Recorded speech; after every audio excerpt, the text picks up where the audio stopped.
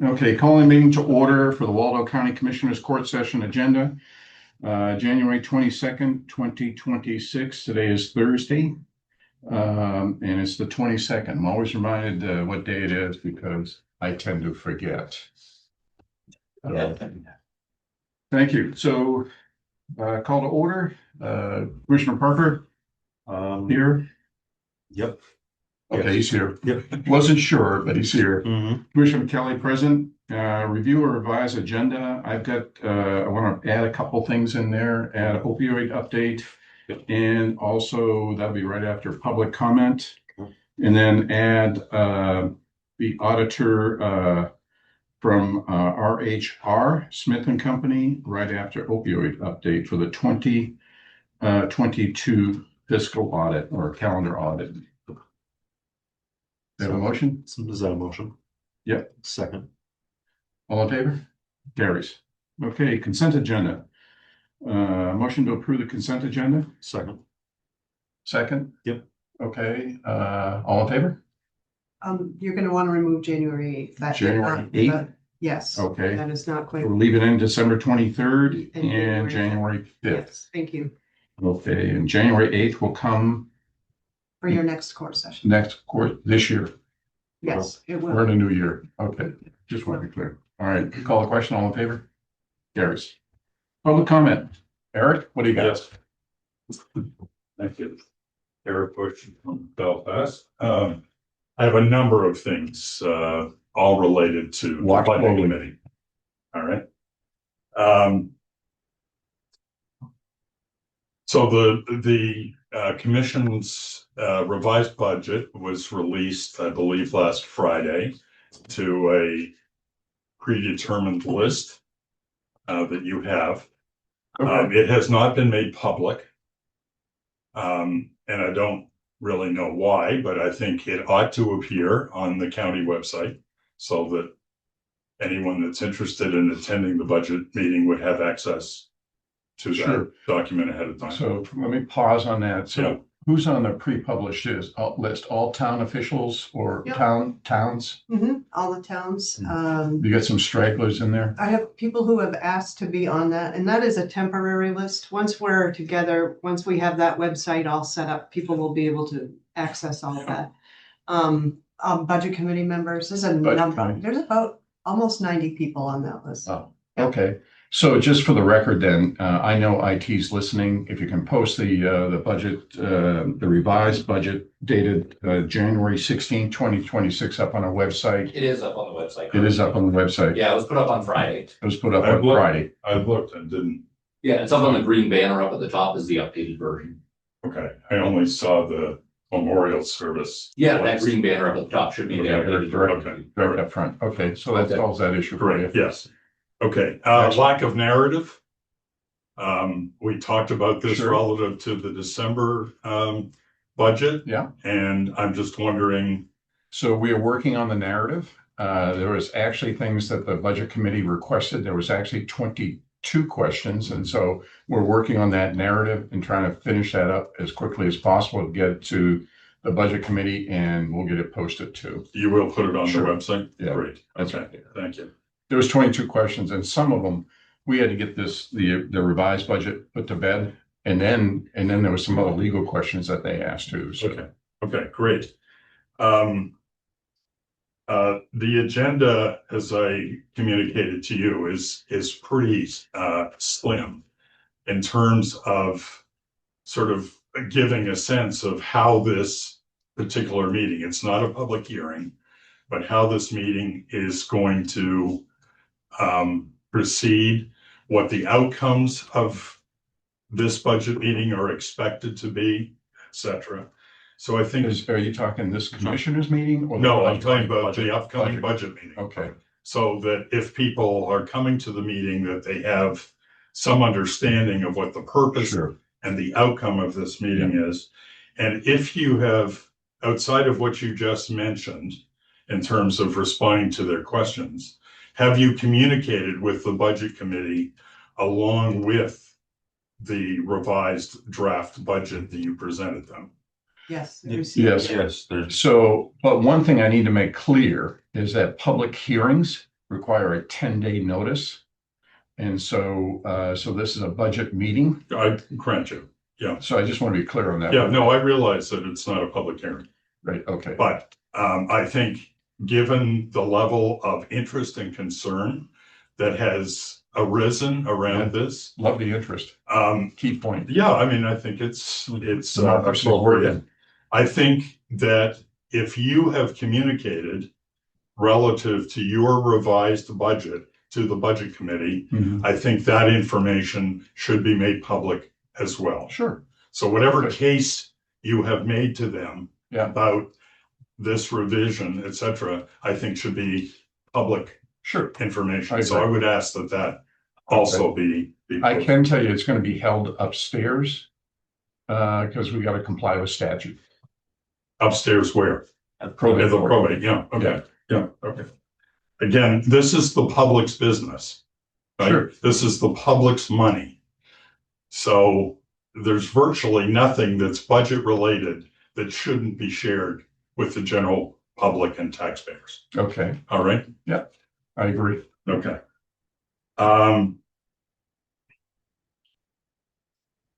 The minutes of the December 8th meeting, I realize that December 8th, commissioners The or budget. budget the committee? budget hearing, right? Oh, that, okay. Those are being worked on as well, in addition to any Okay. others. Again, I realize that it's often commonplace that either the commissioners or some other body see the draft minutes, approve them, and then in this case, I think the draft minutes ought to be made available to the public, realizing that they haven't been approved, but at least the public will be aware of what was captured from the December 8th meeting that Okay, is reflected in the minutes. Because there were a couple of pivotal items that may get revisited, okay, all right? But at Yeah. least the public and people that were there have a right to know that, in fact, those commitments were captured in the Sure. minutes. so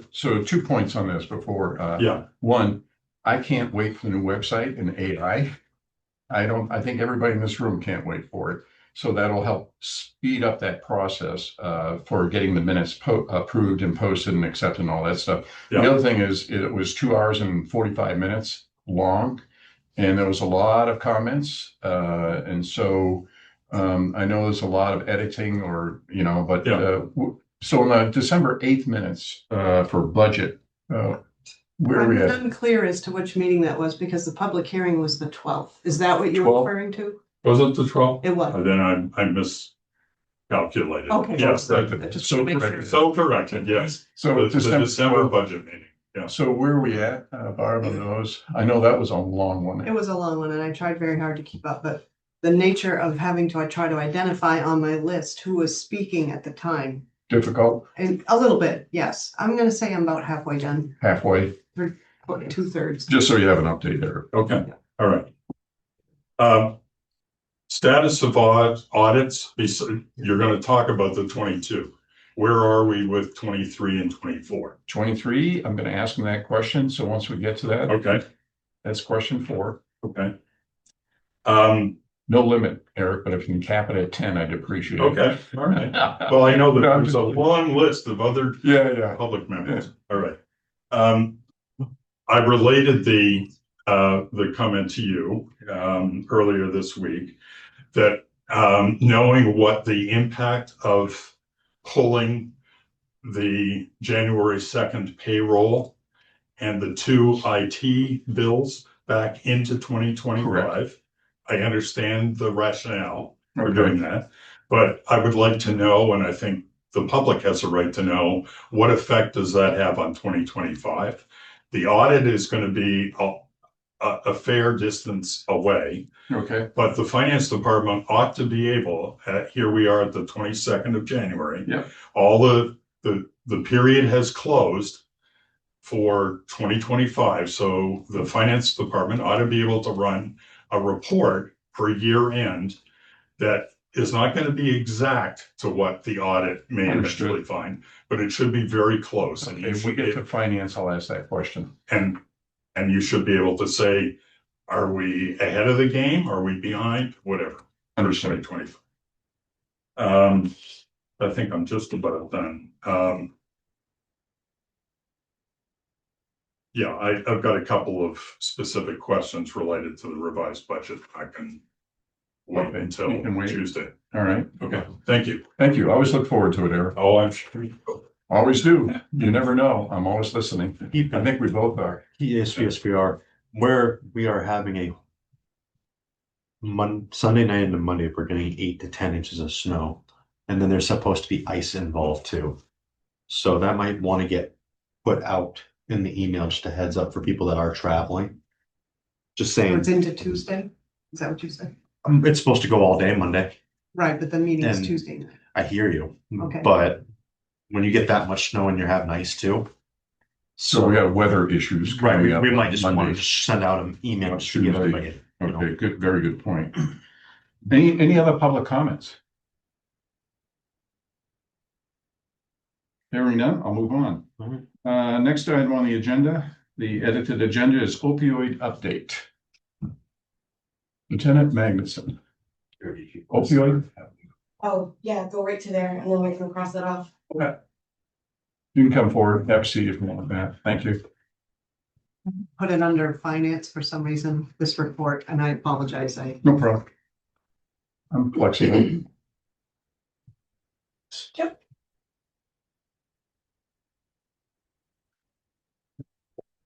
All right, good morning, everyone. Just wanted to provide a quick update. Last time that I came and spoke, we were in the process of dissolving the ad hoc committee and forming the stand-in committee, but we had yet to have our first meeting.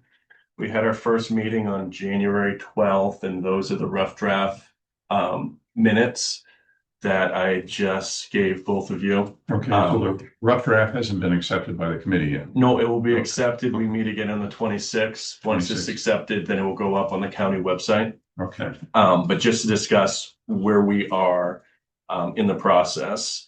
So we spent a long time reviewing the 4 pillars. The 4 pillars were designed by the Moss Group.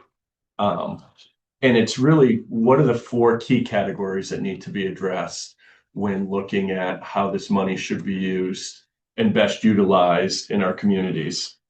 And the 4 pillars represent substance abuse treatment, harm reduction, recovery, and substance use prevention. On the heels of that, I asked the Moss Group to develop a report for Waldo County that outlined all of the resources that we have in the county and the identified issues that we have around lack of services in certain areas, certain services that aren't being provided. And that was developed, and it's the Waldo County profile, which I will put that up on the website as well for everyone to see. It's really good information that Moss was able to put together for us. After reviewing the 4 pillars and looking at the report created by Moss, we determined what the primary working list of identified needs for our community is. The first was housing. Housing was identified as a significant challenge for many individuals. While the committee agreed housing is a major priority, also recognized that fully addressing housing needs may exceed the capacity available with these settlement funds. Transportation, another huge need, was identified as a major barrier for most people, particularly residents in rural areas. Many of the services are here in Belfast, but many have limited access for those without reliable transportation. Treatment and recovery infrastructure. There's a lack of residential treatment services, recovery centers, and sober living options within Waldo County. The committee discussed the loss of funding for Project Connect and anticipated other negative impacts that may happen with this service available. Community engagement. The community discussed the need for stronger community engagement, including partnerships with local businesses, churches, and other community groups, and explored how the committee can foster increased involvement. Prevention services for youth. There's a notable lack of substance use prevention and reduction services and training for our youth. When viewed through the four-pillar framework, prevention was identified as a significant gap. Reentry and wraparound care. The committee identified a lack of wraparound services for individuals, some who were releasing from jail. Many returned to prior living situations where they have less than adequate housing, transportation, and access to services. And finally, geographic equity of services. The importance of distributing services and settlement funds across multiple locations within Waldo County was emphasized. So these are the 6 key areas that we identified, seven key areas. Where we are now, we are developing our grant application, which we hope to have out in 60 days. And we're also developing a scoring rubric. This rubric will be designed to best address those areas that we've identified that need the biggest help. Once the grant application is approved by the committee and the scoring rubric has been completed, then we will put the grant application out on the website, and it will be similar process to how we put together the committee by putting out an application, having it on the site for 14 days, taking all requests, and then we will put each application through the rubric and get a numeric score. Once that is conducted, we will meet with anyone who submits the application, and they'll present to us how they intend on using the money. And the other requirement that we're going to have, they need to show us how they're going to measure areas of success with the use of this money. At that time, we will bring all of the recommendations forward to the county commissioners, give you the full list of those grant applications and what the committee's recommendations are for money to be issued out. I just want to note that, there has been some comments that I've received that we've been sitting on this large sum of money for quite some time, that this process is taking a while. And I just want to remind everyone that we are working hand in hand with Moss. Since joining with them, we're going step by step through the process that they've outlined that is best practices. I feel that we are following best practices. And to show that, we just received a full compliance for our last 6 months when it came to our reporting that both Carrie and I turned into the Moss group. So just once again, I know the process may seem like it's going a little slow, and obviously this money needs to get to the community to start helping people. But at the same point, we are working the process and really not trying to skip or rush through anything. So when we do receive the applications and review it, we have full confidence that we're making good recommendations to both of you. Good. Commissioner Parker. 2 things. Keep in mind, the wheels of government should never be fast. That way you know that it's as accurate and as precise as possible. That was a quote that I stole from once budget committee member Penny Pickard. Number 2, I have to ask, only because I brought it up a year ago and I brought it up for many years since leaving reentry. What is the chances of us being able to utilize this money for transitional housing? I mean, because that transitional housing affects people that are coming out of the reentry, but it also affects people that are in the community too, that may need a transitional housing situation. And we're sitting, I mean, granted, it's no longer our building, but we do have a space up on Congress. Yeah, as you see, housing is the number one factor that ended up on our list. Right. That is a much identified need. And it affects many, many people. And at $2,000 plus a month for just rent around here, it's a huge issue. It's a huge issue. And we're hoping that we receive grant applications that directly impact the housing issue that we have. Yeah. At the same time, we realize that the housing issue is an extremely costly issue. Right. And these funds alone will not be enough to address everything. Mhm. When we put out the grant application, we're going to be listing these 7 categories Yes. and encouraging the applications. They have to attach to one of these 7 because that's what the score and rubric will be. Right. And as I said, I'm really hoping that there are some good suggestions that come forward to address the housing and transition piece. It's much needed. Okay. Any other comments? All right, so my comments, housing, obviously, without question, it's always an issue. And so just from past history, work history for myself, it's good to have somebody as a case manager that works housing alone because it's a full-time job. You never know when somebody's going to need housing. And so just kind of put that under your hat as a consideration. There is a bill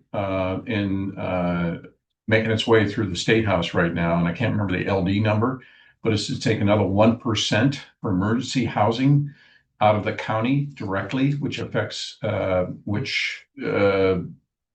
had price increases on documents, those type of things for deeds.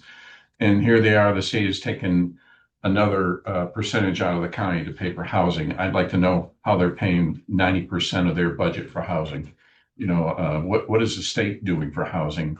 This is a bigger problem than just Waldo County, and it's going to has to be long-term solutions for it. I know the cost. I was talking to a carpenter the other day, saw a figure to start new construction, start at $250, and then depends on the doors, the sills, and all this other stuff. That could go to $300-325 per square foot out of the gate. So that's a huge issue. Transportation. I just want to put this bug in your ear. And it was brought up by a select board member in one of the towns that has a handicapped person, motorized wheelchair. And so if people are going for treatment for opioid addiction, either that person gets bumped or they get bumped for one of the reasons for space in the van. So consider transportation. I would say, Waldo Cap, how they configure their transportation vehicles, that maybe there is an opportunity there to figure out how they can mitigate both situations. The handicapped person in a wheelchair, whether it be motorized or just a regular wheelchair, versus those going for treatment and therapy for opioid patients. Treatment and recovery infrastructures, residential treatment services. I can speak personally to this one because I was on a board of an inpatient residential treatment facility, brand new from the ground up. They squeaked by getting the building built, but the day one, they're out of cash.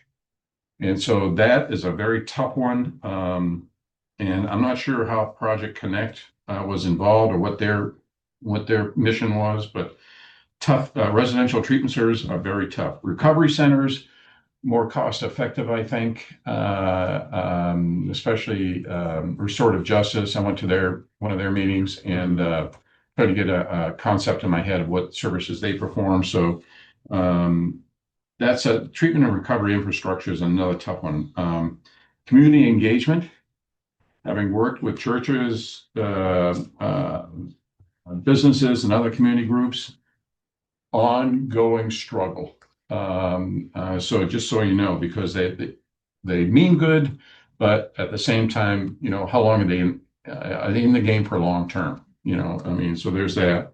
Youth, obviously, wraparound care and geography. Waldo County, 800 plus square miles. That's going to be a tough one. So limited resources, bring us the ones that are that I'm going to have. I'm looking for some successes. We're not going to solve every problem, but I want the money well spent and documented.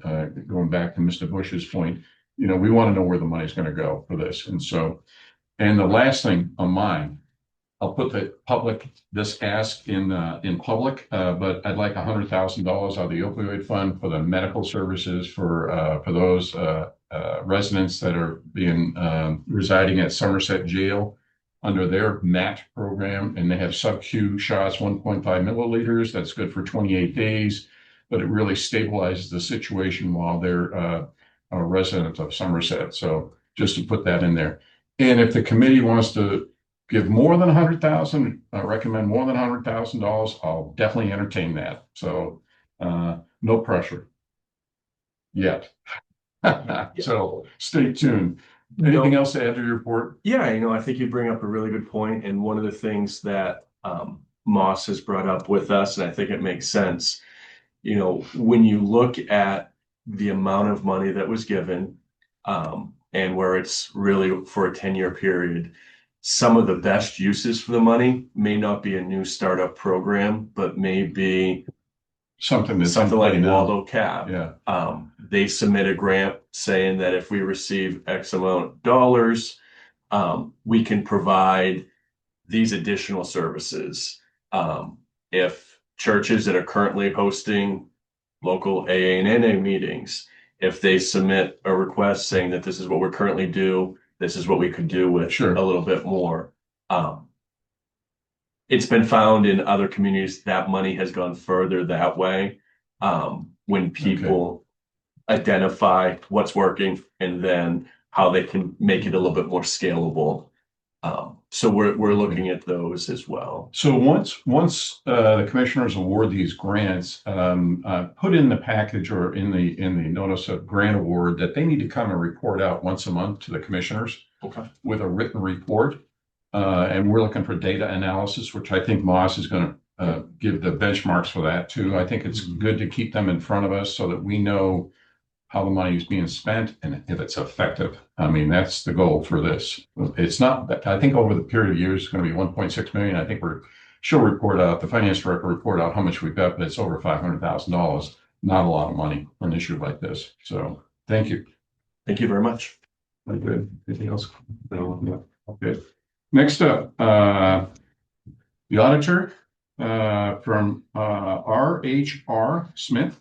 I always transpose all those acronyms, but thank you for coming. Just identify yourself for recording, and then I'll ask a couple of questions. I'll turn it over to Commissioner Parker for his questions, and I'll probably rebut and ask more questions. So you can have a seat. Okay. So good morning. I'm Kevin Edwards from RHR Smith.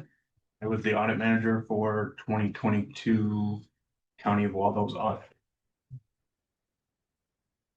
So should I give you congratulations or condolences on that one?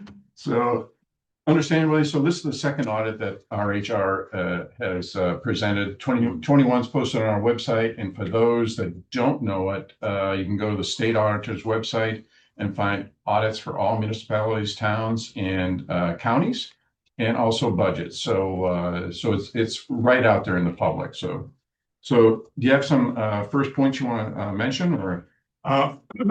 Well, you did get an unmodified opinion, which is our highest opinion that we are able to give out. And we had some management letter comments,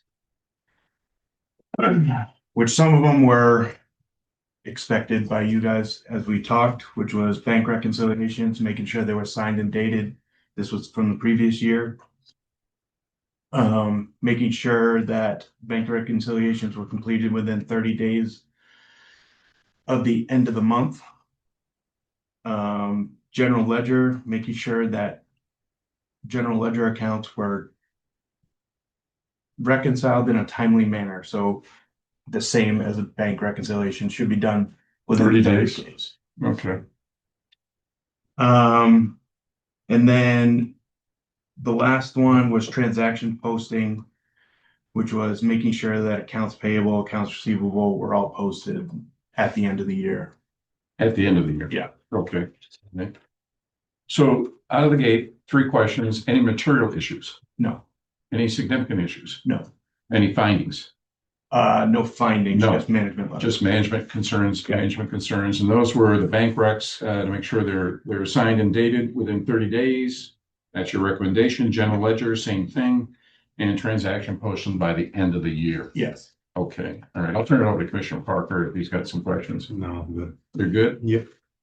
Well, I do. Okay. Page 8.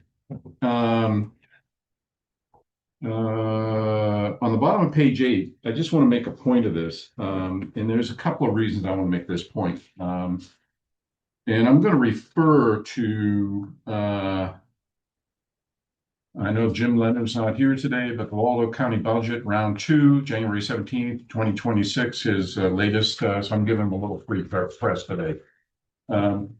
He stated that our employee benefits line increases from $2,413,060 to $4,094,648.55. And it was actually accurate on the percentage increase of 69.69%. However, here's the but. It's actually, if you really, we've moved benefits into its own cost center. And so the real cost was actually for 2025, $3,953,927.10. So that's 3,953,927.10, which is a 3.6% increase. So I just want to get that in front of everybody because I know the budget committee, we've gone back and forth with the budget committee. And so we've had a 3.6% increase. Waldo County, in this right here on page 8, says the increase in expenses was mainly attributed to self-funded health insurance claims. We've been self-insured since 2007. Personally, I would have gone to bid every year to see where we could get off the self-funding issue for medical benefits. And so we've seen an increase, and it's so in 2025 it was actually a 3.6% increase. So for the record, we did go to bid. I think people have heard me before. 7 insurance carriers declined to bid based on a 24-month previous history. And we do have a stop loss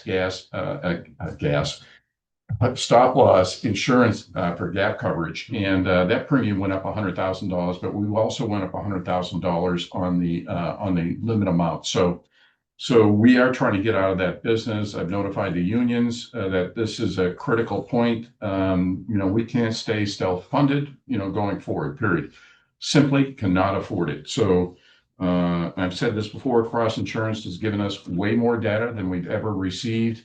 I can tell you the last data I looked at for the Maine was smart in this statute. They always fill generic first versus brand on when you go get your scripts filled. And so we're at 99.2% generic, which is where we need to be. Having opened up 3 pharmacies and one still mail order after 18 years, we're that is being managed very, very well.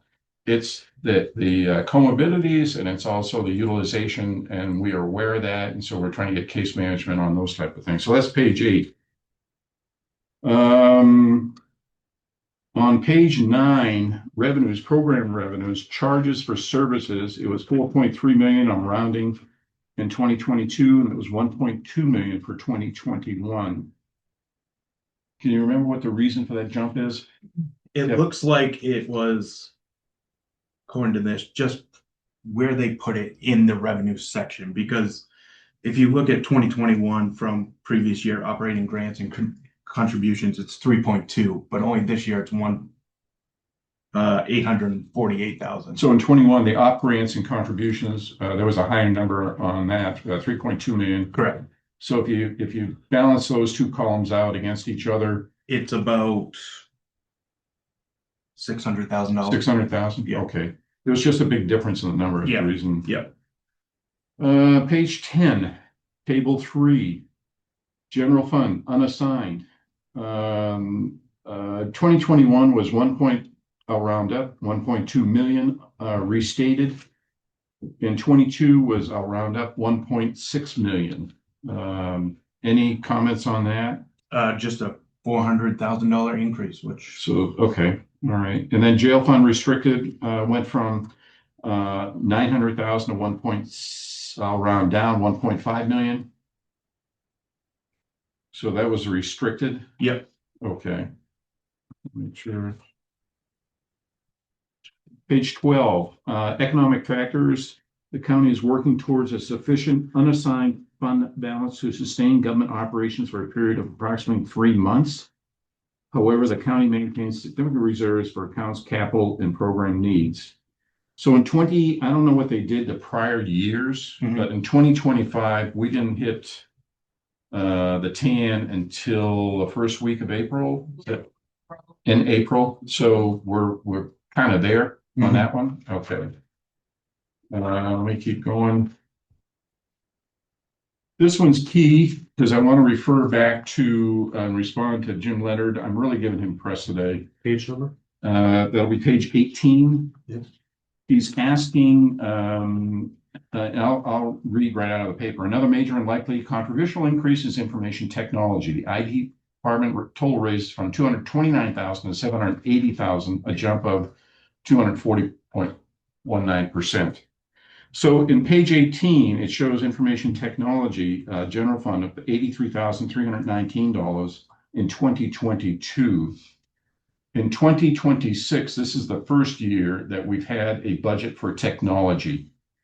So that 229,000 that's quoted in the paper, I can pretty much tell you that's a salary line. And the $780,000, which is reflected now, is the actual budget. And we've driven those numbers down to software costs, those type of things. But in 22, it was $83,319 from the general fund. I just want to point that out because those funds were being pulled from a number of different locations. And that's been the historical problem of the budget committee trying to figure out where's the IT money coming from. So, And keep in mind on that note too, we have been told multiple times that this is the first year that we've ever been so transparent with this process. And in the past, we have given so much information that people are overwhelmed. I think they're overwhelmed. I agree with you. And it's okay to be overwhelmed because you're better off having it than finding out about it and it not being presented. So just in the newspaper, boy, Jim has given me a lot of press time here today, so I'll take the latitude.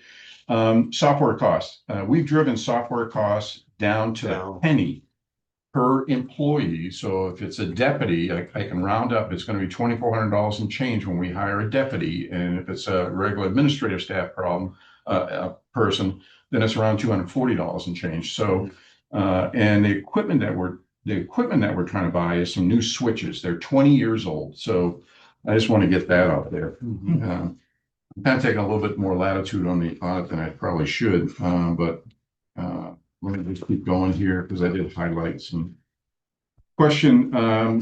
I just want to, is this gap page 27, buildings and improvements, 50 years, 20 to 50 years?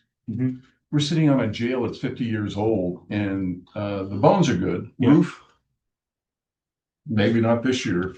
It's coming. It's coming. So We're trying to be convinced by one of our facility people that this roof is okay and that they're doing a good job. And I believe them. But at some point, you do need a new roof. Right. Yeah. I'm going to keep going, Kevin. Page 36, the benefit pension plan, defined benefit pension plan. In there, the last comment on the first paragraph, as of June 30th, 2022, there were 311 employees in the plan. Yeah. Can you tell me why 311? We have 92.69 employees, 61 are union, 7 are elected. Just shooting from the hip. Is these just historical that we're still carrying the plan for, but not contributing to, or? I will have to look into that number and give you an answer. Okay, thank you. Yeah. All right. Let me see. Next page. Page 39. Amortization, defined benefits, pension plan, note 10. Salary increases, merit and inflation. I think merit, I don't know why that term is used. I don't think we give merit raises. Not now anyways, maybe back then that might have happened. But you said 2.75% to 11.4%, 11.48% per year. Is this just a rolling average or is it comparative or It's based off previous year and previous year, Kevin? Okay. Cost of living benefits, I noted it was 1.91% in that year.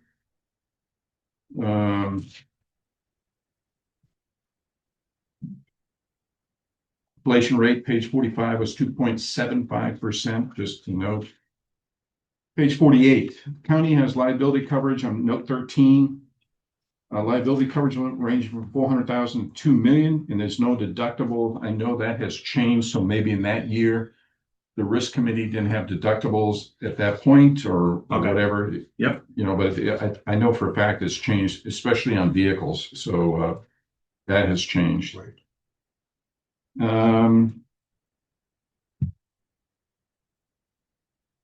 Let me see if there's anything else I really. No, now I'm down to the management letter. So overall, not a bad year No, for auditing. No. Okay, all right. It's just the management notes is to bank reconciliation, 30 days signed, general ledger, 30 days signed, and transaction posting by the end of the year. Yeah. Okay, no material, no significant, and no findings. Mm-mm. Any other questions? Good. Motion to approve, to accept. Second. Call the question, all those in favor? We accept. Make sure this gets posted and gets submitted to the proper authorities. 23 before you leave. You're in the hot seat, Kevin. Yeah. You know, and so 23 audits. So what's our timeline? I know 23 is, and I'll tell this, I've said this publicly, it's going to be a difficult one to audit because there was way too many finance directors transitioning at that point. And so it's going to be a difficult year. So what's our timeline? Realistically, I'm hoping 2 months 2 months. to have you address. 2 months, but we still could do our 26 budget. We don't need the 23 to do that. Basically, we need to know what our budget is, expenses, and what we've got I'm cash saying, in the bank. I'm just saying 2 months to be over. Over. Yeah. Sure.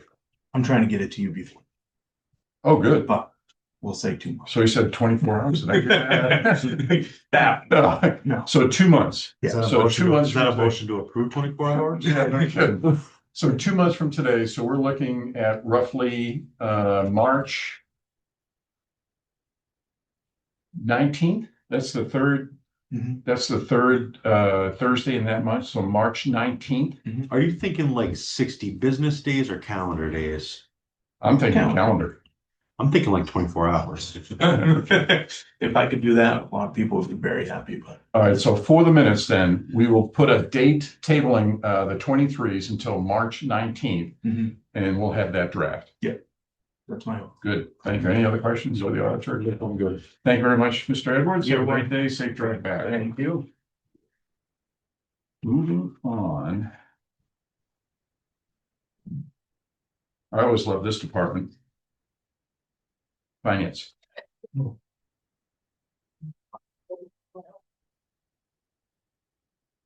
Are you showing us the money today or spending money? All the above, All of the above. yes.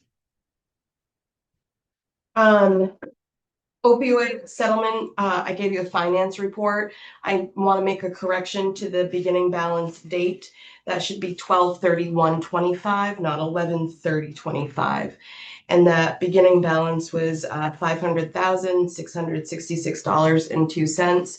That is also our ending balance, as we have not gone through the full year. I do not have a statement on that, so no accrued interest at this So point. 500,066.16. 500,666.02. Mhm. Bad number. I know, That includes interest, all in? all in, yep. There's been no Get that? approved expenses. Okay, thank you. There's been no approved expenses, no deposits, and no interest accrued from December 31 to yesterday. Okay, so the warrant is zero. The warrant will be zero. Yes, Okay, thank you. you're welcome. Make a motion for that at 0. Second, call the question. All in favor? Passes. Thank you. I am requesting a motion to approve and sign a contract with Edmunds for their positive pay module.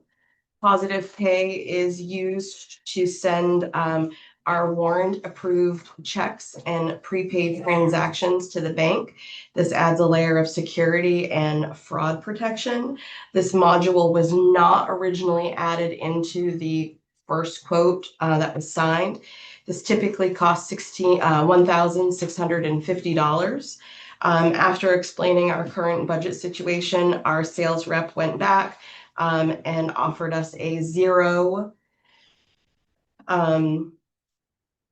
service for a 3-year term. Want a motion put on table, approve it? Oh, yeah, I make a motion that we approve the Edmunds software subscription. Second with discussion. So you negotiated with Edmunds, our new accounting software vendor, $0 for the positive pay connector. Yes. And the positive pay connector does So checks. it does our checks and prepaid transactions that we issue. It sends it to the bank to say the county approved these checks. It's okay to go ahead and issue those payments, release that payment. It's just an added level of fraud protection. Right. So what happens is if there's a check that goes through that is not right or it's not on that list, it actually bounces back to me and says, hey, is this an actual county check? Did you do this? If I see it, then they won't release that check. Understood. So if we were to dumb this down for people like myself, Mhm. it's like a secured check. Yeah. Perfect. Call the question? All in favor? Motion passes. Thank you.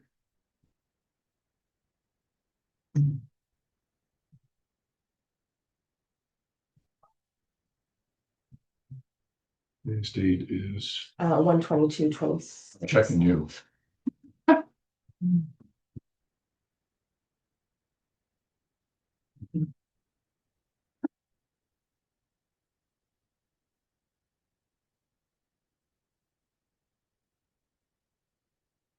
you. I am asking for a motion to accept the 2026 invoice schedule. The schedule is provided to our department heads. It gives them a deadline to when invoices must be submitted to the finance department. This deadline is the Thursday before a commissioners meeting. It allows adequate time for invoice entry and review before the commissioners meeting for final approval. Make a motion that we accept the 2026 invoice schedule. Second, any discussion? Call the question. All those in favor? Motion carries.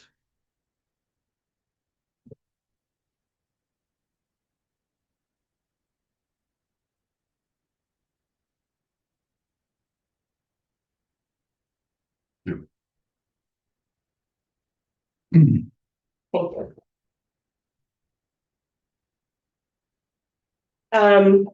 Given our current status with audits, it's important that the county retain the NDS data for 2024, the same as we've done for 22 and 23.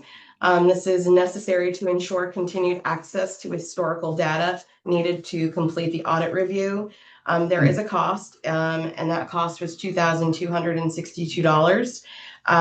For the purpose of the minutes, this contract has been signed and sent, and we already have that data retrieved already.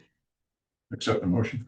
I'll make them. So you want the motion to pay for it Approve it. or approve it? Effective 115, please. 115. All right. I'll make a motion that we approve the purchase agreement for 11526 with NDS. Second with discussion. Yep. What budget is this coming out of? 25 or 26? 26 budget. 26. Mhm. Can we legally do that? Well, it would be, We're on so we're on 2025, and so right now, it will be the figure that was approved for 2025. So this figures in the 25 budget. So would it realistically come out of reserves then and then? No, the line will, if I end up going over, that line will just go over. Okay. I will avoid using reserves Okay. if we All don't. right. Call the question. Motion carries. Now, this was What's- signed What's worse, the bite or the snake? both.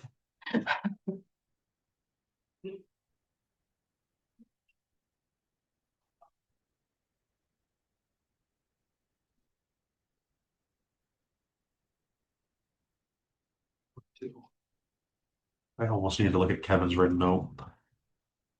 There you go. Thank you.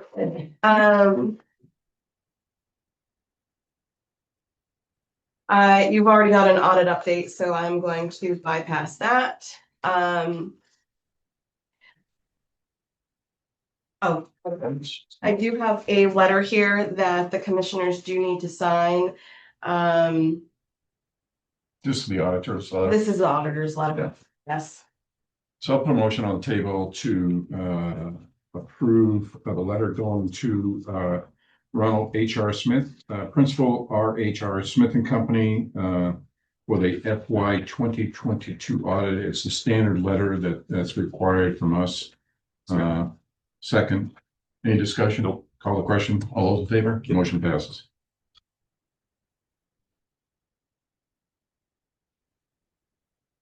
Today is the 22nd.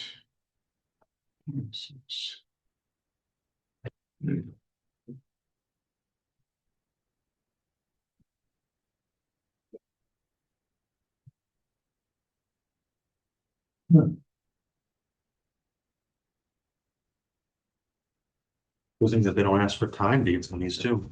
Good. Thank you. I'm gonna ask for, Before we leave the auditors. Yep. Are we paid in full? yes, And that includes the 23 and the 24 audits that includes 21, 22, 23, 24, and then the additional work that they have been and the doing for addition. us. Yes. Okay, thank you. I don't have that number, but I do know that it's That's over okay. $70,000. I just want to get it from the record. So I'm gonna ask for forgiveness. In order to avoid the late fees, I paid an invoice in the amount of $1,343. This is not my standard practice. But given the current budget constraints, and to avoid any additional cost, I paid for it. We got this invoice on January 6th. It was emailed to a department head, came down, I think around on the 14th of January, and it said that it was due January 16th, and a late 2% late fee would be charged. Who's the vendor?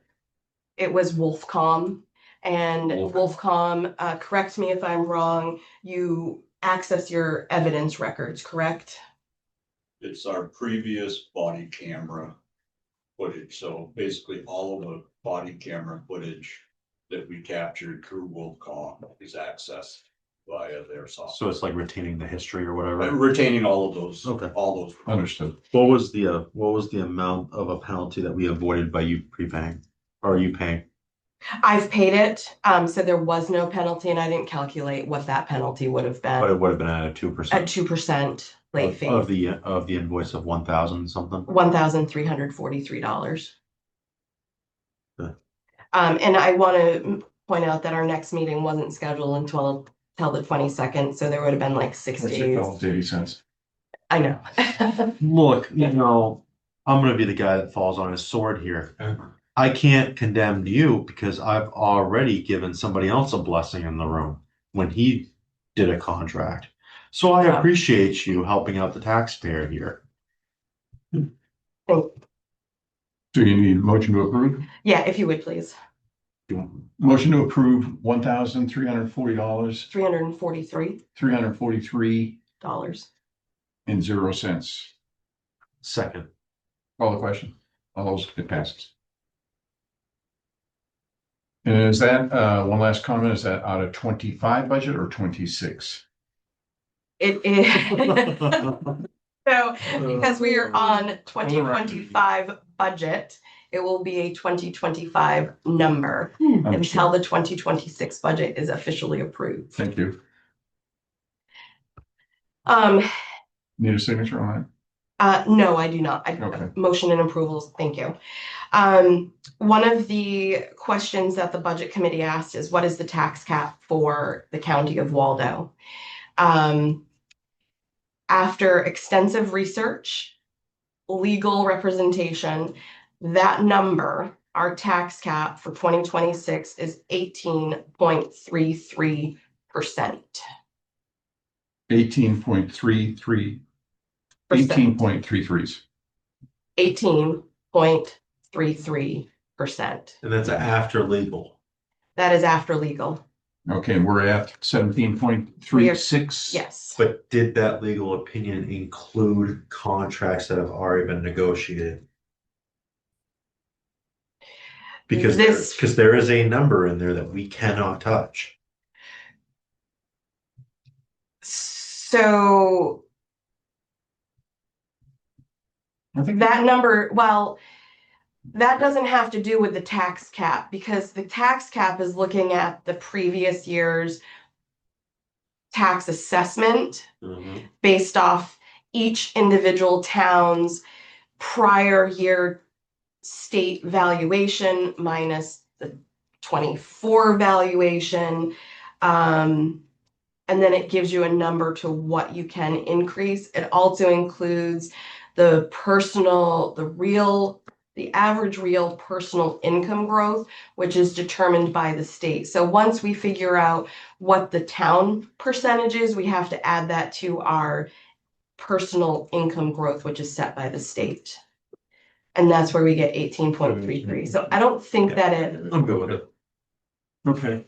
and so that's what will be presented to Okay. the budget committee. So maybe this is a good time to ask that question that was presented in public comment. We pulled back 3 items into the 2025 budget. One was the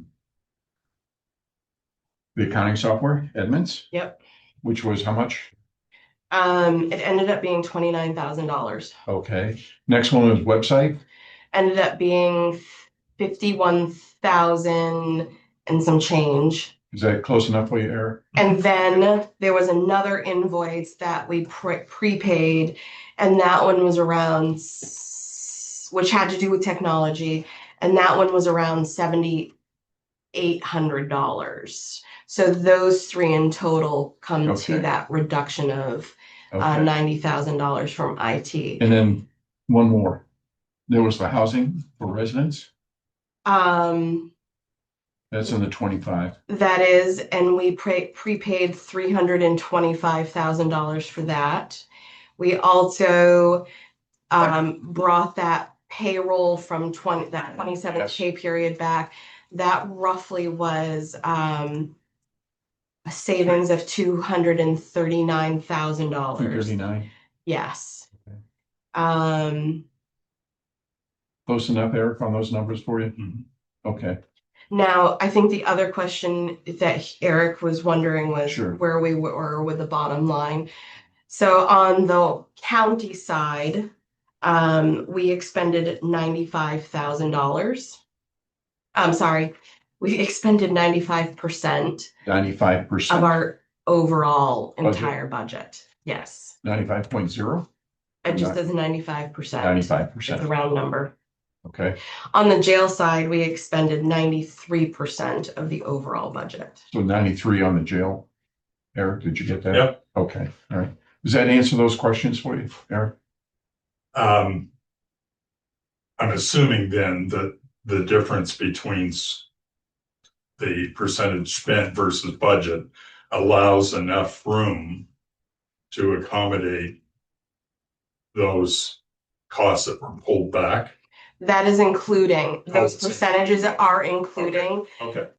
One thing that I would like to point out is, well, it will appear that there is a large number that seems like it's been unspent. We do have health costs from our weekly claims Okay. that are not reflected in that. And so we did use $650,000 from our TAN to cover weekly health claims. That And that's number, due to the self-insured yeah. for medical benefits. Then the other thing too, So though, where might that take us in terms of percent of budget? So I hate to use this number again, but the 2 numbers that are kind of like left over as unexpended, 666,000, again, 650,000 of weekly claims that was over budget. So you're down to 15,000, 16,000 unexpended. And we did have additional items that were unexpended. I can't think of what those Sure. are off the top of my head. appreciate if everybody directs comments to the chairs. So, sorry, so it's in the ballpark. I mean, Yeah. being relatively balanced at the end of the year. Okay. Good, thank you. All right, what else do you have? Warrants? Yes. Thank you. All right. You already made a motion on the opioid, but this is the actual warrant for it.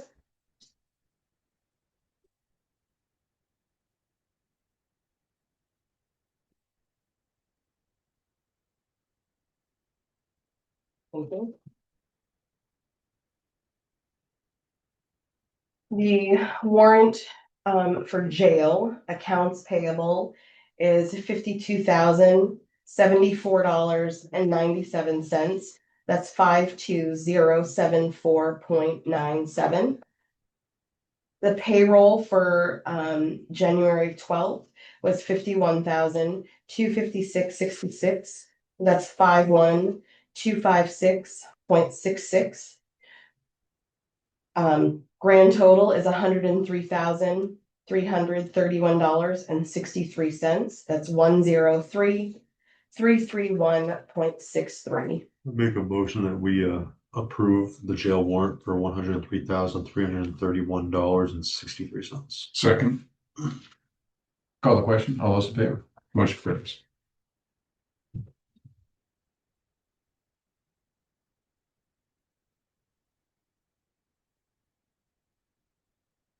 Thank you. Whoop.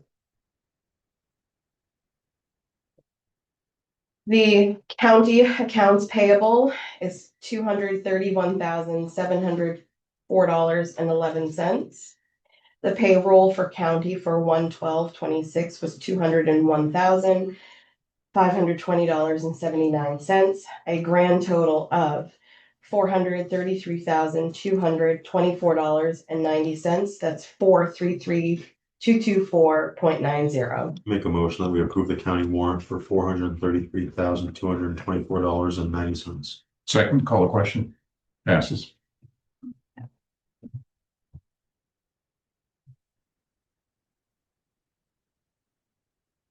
Before we move on, is there any other warrants? That was it? Nope, that's it. Before we move on, I would like the county treasurer to show up for county commissioners meetings. He's on Zoom. Is he on Zoom? He is. Okay, I can't see Owen. Are you out there? Okay, I take that back, Owen. Thank you for zooming in. Anything else on finance? No, that's it. Thank you. Let's Thank move on. Sheriff. I'll be short and sweet. As you know, I've come before you previously for board approval of forfeitures. So we have a fine order that needs to be signed by the chairperson of the board. It's basically from a drug arrest. It's for $2,604.21 in currency being forfeited, as well as a Mossberg 9mm handgun, both being forfeited. I've sent an electronic copy of this form to Barbara, so you should have a copy of it as well. What was the dollar amount again, Jason? 2,000. Yep. 600. Yep. $4. Yep. 21 cents. I'll make a motion that we accept the asset forfeiture of $2,604.22 and the Moss Bird handgun. Second, any discussion? Call the question. All in favor? Motion carries. Is there a place where you recommend that the money go to? No. I know historically, previous boards have put it into an account specifically for forfeiture, asset forfeiture. Okay. Sheriff's office has used it to offset costs associated to firearm purchases and those types of things, but it's completely at the discretion of the board what to do with the funds once they come in from the Attorney General's office. So, any recommendations?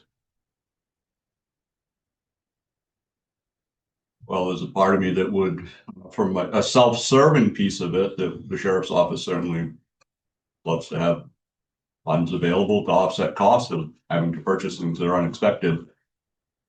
Personally, if I was sitting in your shoes, I'd find some place to offset the budget, but that's, again, it's completely up to you guys what you would do.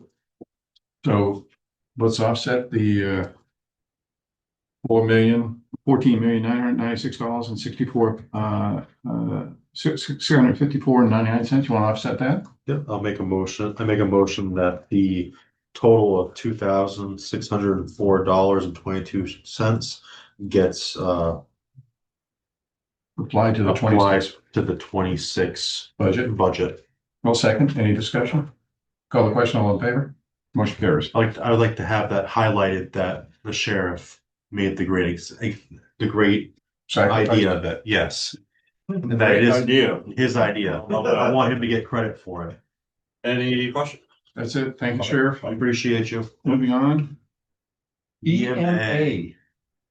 Always on the top of my list. Yeah, That was a good first one. on the budget line. 1010, What was your percentage increase? 1.24. For the record, 1.24% on the 26 budget. Okay, thank you. So I'm here about the emergency management performance grant. They've sent us the state emergency management office has sent us the paperwork to accept, and then of course receive the funds for that. With that said, there's a little history here I just wanted to bring up so that everybody's clear. Every administration puts requirements in the standards and conditions. And one of the ones that the Trump administration put in here was that all recipients and other recipients of funds on this award must agree that they will comply with the following requirements related to coordination and cooperation. What page you on? Page, yep, doesn't have a number on it. What appendix? It is, hold on here. It's Appendix B. And it should be. Of course, they photocopy these things so they're backwards and upside down. 1, 2, 3, I think page 4 of Appendix B.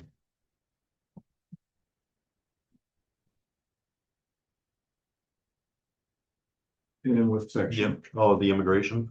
It's immigration, basically saying that we need to comply with the, and with, and then it lists out the different things. Must comply with relevant laws relating to immigration, includes prohibitions on encouraging or inducting an alien to come, to enter, to reside, or, I won't read the whole thing, but it's about the whole ICE business. The states that accepted this have gotten their money. They got their monies in October 1st. Several states decided to sue. Maine was one of those states. So we haven't gotten any funds because it's all tied up in court. December 30, at the end of December, court came out, a district court in Oregon said, nope, the president can't do that. You have to just move forward. So the state is like, great, we won, we're moving on. However, FEMA still hasn't allowed them into the system to apply for it. I think they're going to appeal myself. So I just want to bring up front that there's two issues here. One, are you guys okay with this thing? Personally, I am, and I don't have any immigration issues. I think that the question needs to be asked, and I'll be the guy to ask it. Where the state of Maine is one of the states that are not. Yeah. If we accept it, because the state has already said no, are we not eligible? So here's the thing. If they don't appeal, then FEMA will supposedly update the thing, so this isn't in there. And that's what the state is saying. They're going to be taking this out. That's what the state is saying, not the feds. Yeah. And that we'll move forward and we'll get the funds. Right. However, if they appeal, then it'll still be tied up in court for however many more months it decides to go. I wanted to bring that up because there's a chance we'll never see this money. Now, there's nothing, this isn't a grant where we have a project, we go out and pay for the project, and oh gosh darn it, we can't get reimbursed. This is a reimbursement of part of the EMA budget. In the past, it used to be 50%. If we spent 100,000 for EMA, we got 50,000 back. Right. The problem is over time, The grant never went up, but costs have. And so now it's about 25% we get back of our budget. So we're spending our budget anyways, whether we get this grant or not. So there's no risk here in this. But if we do sign it and either the administration doesn't appeal or whatever happens, but we end up getting the money, we can get up to $67,927. If it ends up in court and we never see it, we don't get the $67,000. But we didn't spend anything up front that we weren't already spending anyways. It's just we wouldn't get the reimbursement that we've gotten in the past. But I wanted to bring that up. Well, I think it's important to, the devil's in the details here. And that's why I Should say- sent you guys the whole thing. Usually I don't worry about sending the standards and conditions to the commissioners, but this time I thought I better. If we were, I have to ask this next question Yep. too. If we were to accept this, Yep. do we lose any state funding? This has nothing to do with state funding. I know, Yep. but it has to do with federal funding. And where the state is not compliant with the federal government, are we showing that we're not compliant either? By signing it? Yes. No. By signing it, we're saying we're compliant. Okay. Now, the problem is if the feds were to say that the state's not compliant, it won't get to us. Because it's got to go through a non-compliant character to a sub-recipient who would be compliant. Okay. If Lincoln has talked about not signing it because they don't want to and all that, well, then they'll never get any money.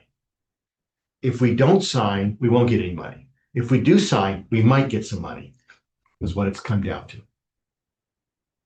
It all depends, I think, on whether if the administration decides to appeal or not. How soon do we need to sign this? Well, so we could wait 6 months if we wanted to, but we can't take credit. Normally, we would be submitting our costs for EMA starting October 1st. Because this was all tied up in court until the end of December, we can't submit anything prior to the grant being accepted. So we can't submit for reimbursement for October, November, and December, and now probably not January. So if we were to do this, we could probably start receiving reimbursement for anything cost incurred from February on. We'll probably get the whole 67,000 anyways, because it's so little that we usually can cover it in about 7 or 8 months. So we could probably still get the whole 67,000. Anyways, if we did it now. If we waited some more, then maybe we only get 50,000 of it, because again, until we sign it, we can't backdate the cost and get reimbursement for it. We can only get it for the cost going forward.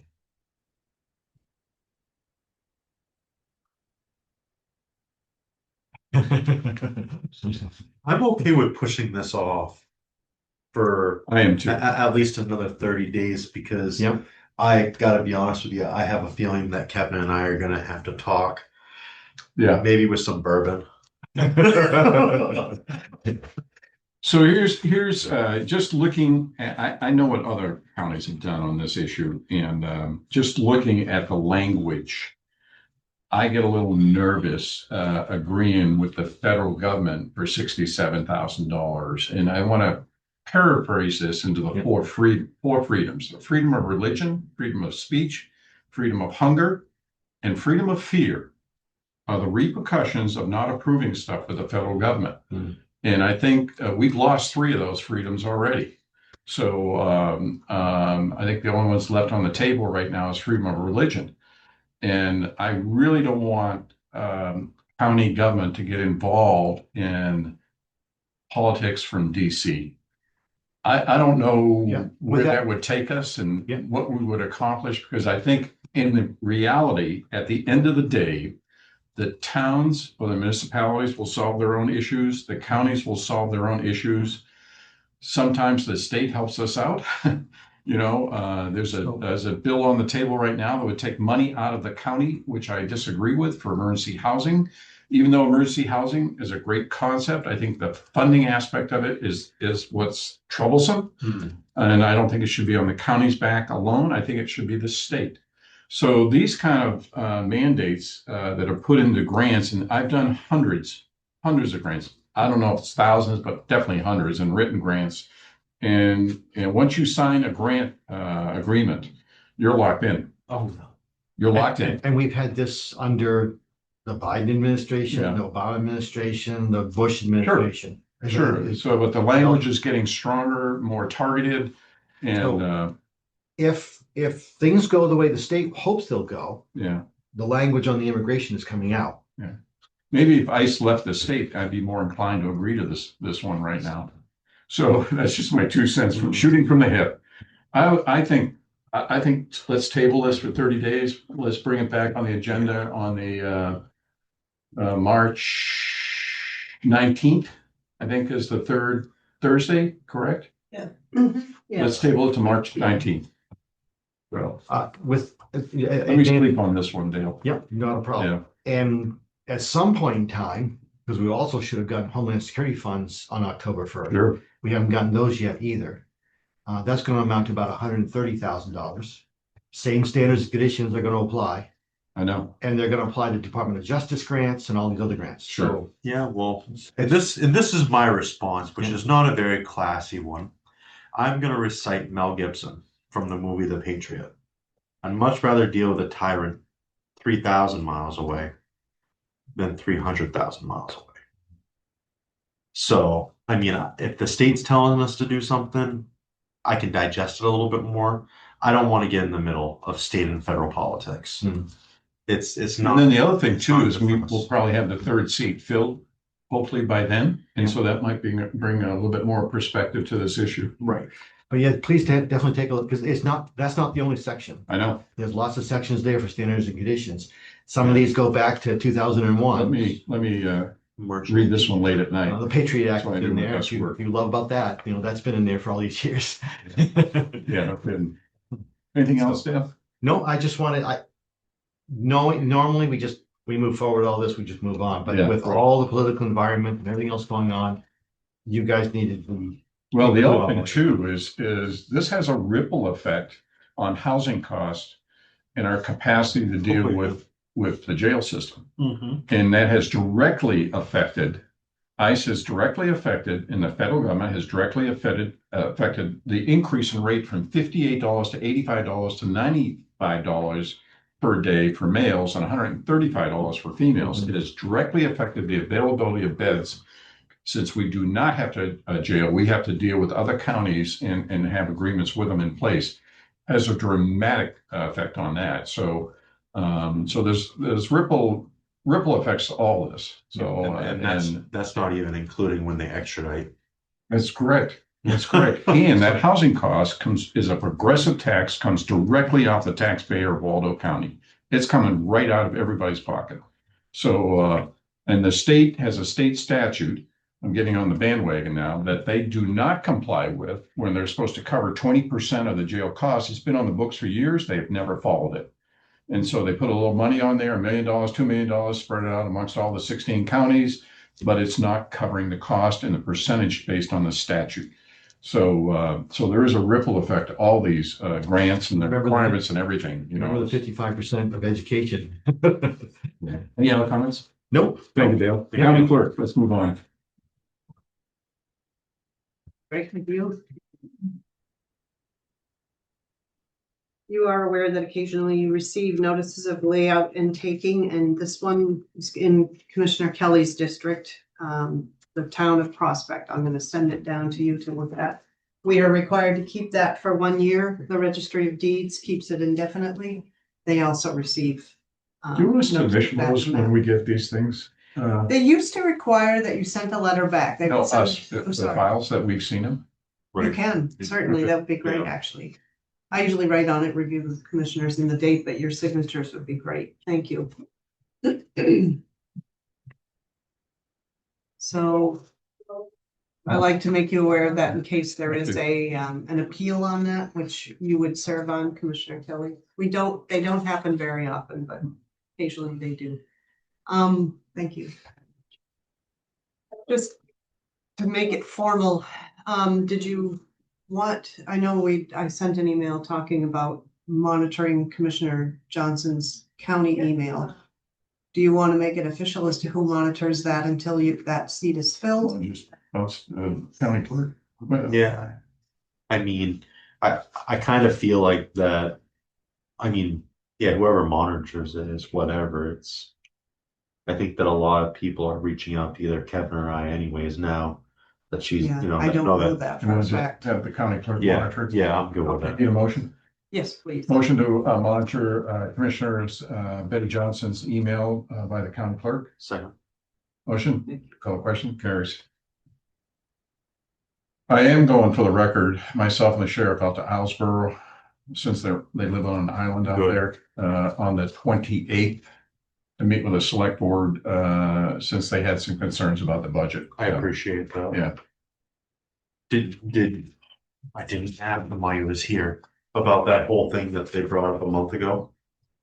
About the whole housing thing and being refused. I don't remember that. They had an arrest or something like that. Oh. I didn't ask him why he was here. I'll catch up with them. Okay. Thank you. One last thing, just again, to make this official. As you know, there was a wage study that's being put together by mostly by Saginaw County. They're spearheading it and trying to get as many counties as possible to also participate in how it will look, how it will function, and what the data would be. Commissioner Johnson was also part of that, and I think it makes sense. Most of these surveys, and I touched base with Tracy on this. A lot of times, the human resources branch is very much involved. Yeah. Would you like to send it in that direction? I put a motion on the table. Have You the okay with it? director be Yes. the point of contact with You're. Second o'clock, salary survey. Second? Yeah. Call the question, all in Yeah. favor? Okay. My only input on Thank that you. is to make sure that we get all our data points. You know, I just don't want a salary and say, okay, you know, how many hours, you know what I'm talking about on that. Okay, thank you. Next. That, I believe, is all I have for you. Thank you. Okay, let's move on. County Commissioners, that was the old business. County Commissioners, new business. Do you have anything you want to add on here? Not really. I'm good. You're good. Yeah. So one of the things I've taken a look at for the past year, we've done liaison with certain departments, targeted to, you know, all three of the commissioners. We're down to 2 commissioners. To me, I think it'd be better just to have the department heads, and there's 12 departments. 4 departments which have 1 person in that department, which is IT, HR, finance, and county clerk, that they just report to us rather than have. Yeah. Okay. Yeah, I mean, I'm trying to simplify. I liked the idea that was presented before we came on. I don't think that we need it. Okay. So All right. I'm okay with simplifying. So let's put a motion on the table to eliminate the commissioner's liaison duties, and that all department heads will come forward to the county commissioners during their routine board session. Unless there's an emergency, they can reach out to the chair. Yep. Otherwise, that's the motion. Second. Call the question. All those in favor? Motion passes. Other new business. I think I might have had. Let me just. And of course, if they have questions, they can always call one of us. Let me just see if there's anything else I have.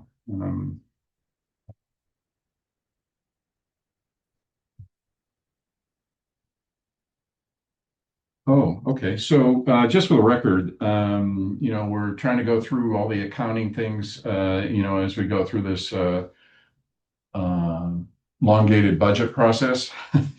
So active reserves as of 2025, there's 29 accounts of active reserves. The total in those accounts, the last figure I had, which is in, I think, the last 4 weeks, is $1,835,000, 160.06. So that's 1,835,160.06. I just want to get that in the record. I know we're going to go back and revisit the language. The commissioners will revisit the language on those accounts to make sure that they're synced up. But just for the record on that one there. Let's see what else. Just for the record, the new budget has 93.69 FTEs, full-time equivalent employees. 61 of those are union members, 7 are elected, and the balance are key staff and support staff. So 93.69 FTEs. Within that 93.69, 2.69 are part-time employees. So full-time equivalent, if you just want to look at full-time, is 91. 22 cost centers, 350 GL lines, and also I think there's around 30-ish non-union members within those numbers. So just so everybody hears numbers coming out from the commissioners, that's that. And that is not a number that includes anything that's contracted out. Correct. We have contracted people that work in our buildings. That number does not include them. Correct. Let's see what else. Where did you gather that data from? I can, Thank you. through the budget process, You can- late night, I couldn't sleep. Oh. I get late emails sometimes, and so I start going through them. Let's see what else. I think that is it. Let me get back to the agenda. Where did I do the agenda? Put it here somewhere. What was left on the agenda? Sorry. Human resource. Thanks, I Tim. wrote on that. Sorry, I almost left you out. Pay step increases. What do we have? So before we lead off with anything about the pay step increases or any type of increase, because of the budget process, all of our salaries have been frozen at the 2025 levels. So that means no employee of Waldo County has received any type of increase for 2026, and that we are approving these increases and promotions so that when we do have the budget approved, we can then go back and retroactively calculate what they should be being paid. Good. So every employee of Waldo County has been personally affected by this budget process. I wanted to lead off with that. So to start off with, we have Amber Reynolds. She has reached her 5th-year step increase effective January 25th, 2026. And her new rate will be $26.33. Here it is. This is so noted, Just to sign up for approval, please. right? That's a so noted. Were we doing motions on these before? What were we doing? We've been so Or notes just, now so for notes? the official. Just signing it, just the new paperwork? Yeah. Okay. Next. What else we And got? we do have a promotion. We had 2 open detective positions for the sheriff's office, and we have promoted internally. We promoted Deputy Jacob Pierce. He is now going to be a Detective Jacob Pierce, effective January 11th, 2026.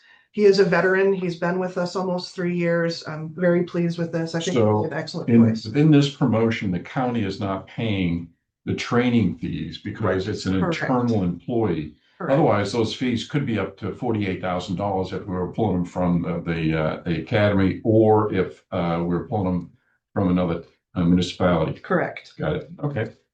So please sign off. So this one does require a vote for approval of promotion. However, though, where it is from internal, that Mhm. now opens up another available spot for a patrol deputy that we need to fill. Yeah, that's right. Yes, we've actually just hired 2 patrol deputies. I think that was back in December when we did that one approval. We had Elijah Law, Deputy Law. We all appreciate that name. And we had Tyler Baker just started last week. Yeah. So I'll put on a motion on the table. Jacob Pierce, promotion to detective, effective date 11 January 26, and the new rate is $40.56. Second. All the question, all those in favor, motion carries. you. Yeah. That's all that I had for step increases and promotions. Next up, I'd like to go into OSHA. So every year we're required to kind of keep track of all of our OSHA injuries and reporting. And I do have this separated out into both county and jail. And we did very well last year. We only had 2 injuries. We had 0 in jail.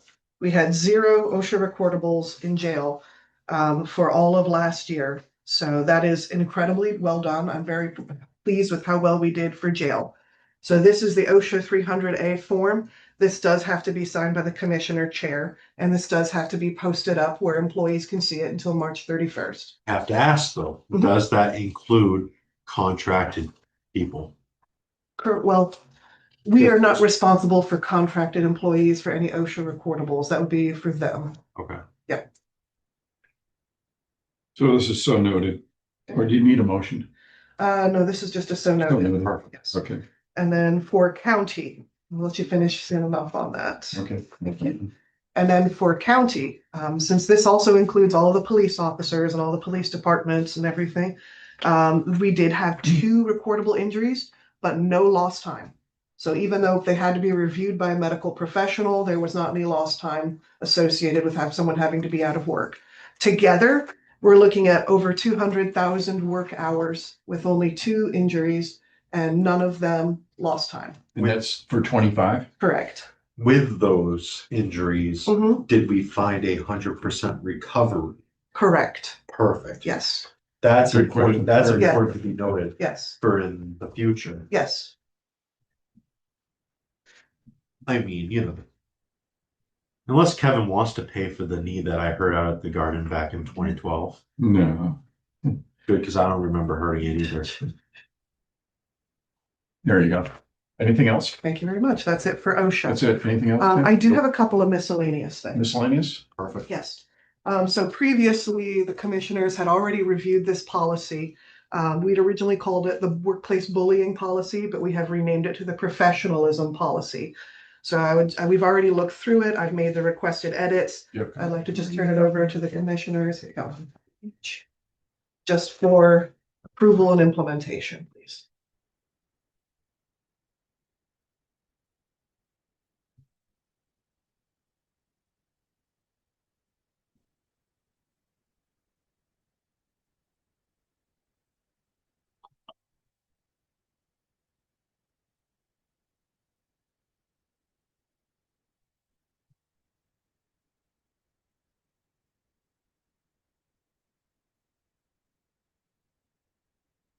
I'm good.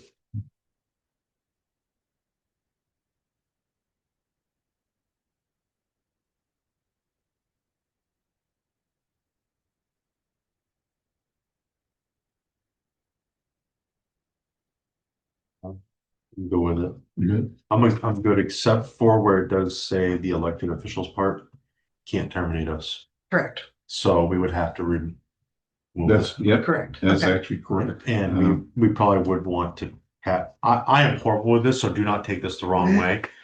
Because I do not do very good with grammar, Mhm. but do we need to capitalize the employees, supervisors and managers? Not that, but we do need to make sure county is always capitalized. Elected officials, yeah, take out, so that's, you want Yeah. to take out, that's Yeah, actually correct. Yeah, That was a legal opinion too. I can Mhm. tell you. because like we can't Correct. terminate the sheriff or Correct. us or, Yes.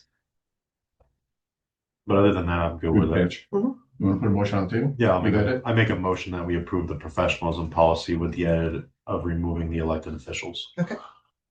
I'll second. Any more discussion? Call the question. All those in favor? Passes. Thank you. Excellent. Anything else on the miscellaneous? Yes, we do have one other item. Do you want to edit while we're still here? Yes, I'll get Catch- that as quickly catch as us with possible signatures? after this. Okay. On January 11th, passed through the State House a new law, HP 25 LD 61, an act to regulate employer surveillance to protect workers. This has not yet been signed by the governor, but because we know this is potentially pending, I wanted to go ahead and draft some policy information and explain what this is. Basically, we've already have it in our handbook. Employees already know that, we are public employees. Our conversations are recorded in 911. The sheriff's offices wear cameras. We are recorded in the commissioner's session. So pretty much every public employee knows that they can be recorded. But the letter of this law basically says that we have to notify employees annually. And they have to be aware annually that there can be audio-visual monitoring and recording of their activities and work. Oh, yeah. So this is just a draft of a form to create so that employees can see this every year according to this new law. And we're just being proactive so that if and when this does get passed, we've got the form ready to go. No, for now, This is a draft. FYI. Yes, this is a draft. Understood. Yes. Anything else? That's all that I have. That's it? Anything else, Commissioner? Before we adjourn, we have Spirit of America coming. And I think that we should really seriously consider vetting. Yes. I mean, per district will probably get split between us. I would take it one step further besides in conjunction with Spirit of America, a proclamation. from the county, I from agree. Waldo County. Yeah, I agree with you, totally agree. so just So, throwing it out there. so it's an assignment for the county clerk. In addition to trying to do the minutes, proclamation for Commissioner Johnson about the work and support that she did for Waldo County for 16 years, 15, 16 years. So, And I don't know if it's even possible, but I really would like to see both pictures of Betty and Bill somewhere in our room. correct. And She's tracking that down. okay, and I So, mean, so the proclamation, if we could have that for Betty, March 12th, Sure. okay, place that on the agenda. March 12th or March Sorry, 19th, 5th or or 9th? January, or, be in I'm March. sorry, February. oh my gosh, Do you want February or March? And February okay, 5th. okay. Okay, Perfect. Let's keep it on the agenda. If we can get a bigger calendar that I can read. he knows what the date is. I know what day it is. This really helps out. It's supposed to be the cheapest of the big calendars. That's why people. I get tongue twisted too quickly. Anything else? Motion to adjourn. Second, we're adjourned. Thank you.